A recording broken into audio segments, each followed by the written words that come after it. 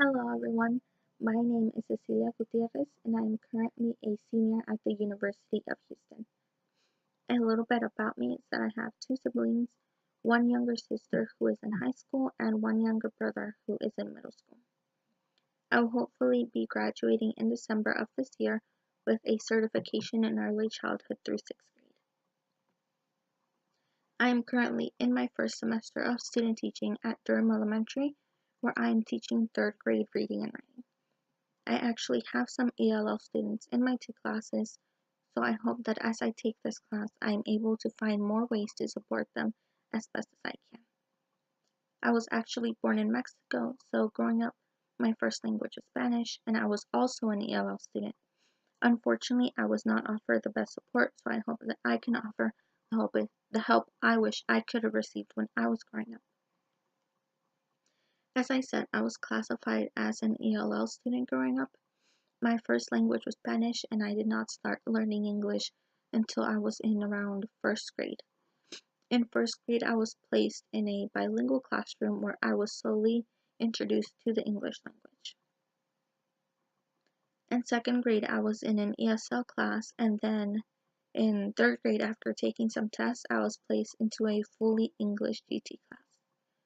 This was definitely a difficult transition because I was used to speaking only Spanish at home, and I was expected to not only be in an advanced class but only speak English in school. Unfortunately, at the time my school followed an assimilationist discourse, so by 3rd grade, if parents wanted their children to take the quote-unquote gifted classes that would offer academic enrichment, their kids had to be fully fluent in English. Unlike in 2nd grade, there were no longer any opportunities for students who were not fluent in English to take advanced classes. I even remember being discouraged, really, from relying on my native language on more than one occasion. When I was in kindergarten, for example, I remember being yelled at by a cafeteria worker when I didn't understand what she was telling me because I did not speak English. Then, when I was in about 2nd grade, I wanted to read a Spanish poetry book, but when I was heading to the checkout line, the librarian who I truly admired at the time told me to put the book back.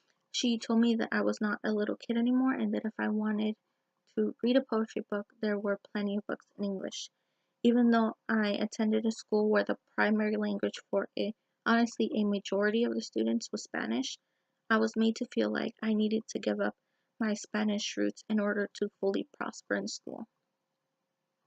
This, along with some of the other practices my school held, led me to eventually lose some of my fluency in Spanish. While I can still understand Spanish and can generally hold a conversation without too much trouble, my writing in Spanish is not great, and neither is my reading. And I know that if I wasn't discouraged from continuing using my native language, I would be as fluent in Spanish now as I am in English. These experiences have contributed and shaped my teaching philosophy when it comes to English language learners. I believe that ELL students should be given the opportunity to not only develop that English proficiency, but should be encouraged to preserve their heritage language and culture. I know how difficult it is trying to balance learning two languages at once if there is not an adequate support system supporting the development of both of their languages. I honestly think that the best way to learn a second or a foreign language is to have support from parents and educators alike so that students don't have to lose a part of their identity in the process of trying to learn. Like I mentioned before, I'm currently at Durham Elementary, which is actually an IB and dual language school. I honestly absolutely love the fact that it is a dual language school because I see students and staff from all sorts of different backgrounds appreciating both the English and the Spanish language, which is a big contrast from what I saw when I was growing up. At the school, students are being taught to not only embrace their heritage and background, but to respect the heritage and background of others. I truly hope that I can work at a school like Durham in the future, or that I can work to make sure other schools change from an assimilationist discourse to a pluralist one.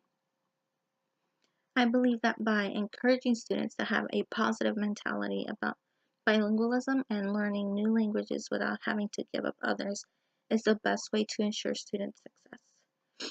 Which is why I want to work at a school like Durham or work at a district that doesn't have policies like this and change it, because I know what it's like to not have that support. Well, that's all for now. Thank you for watching.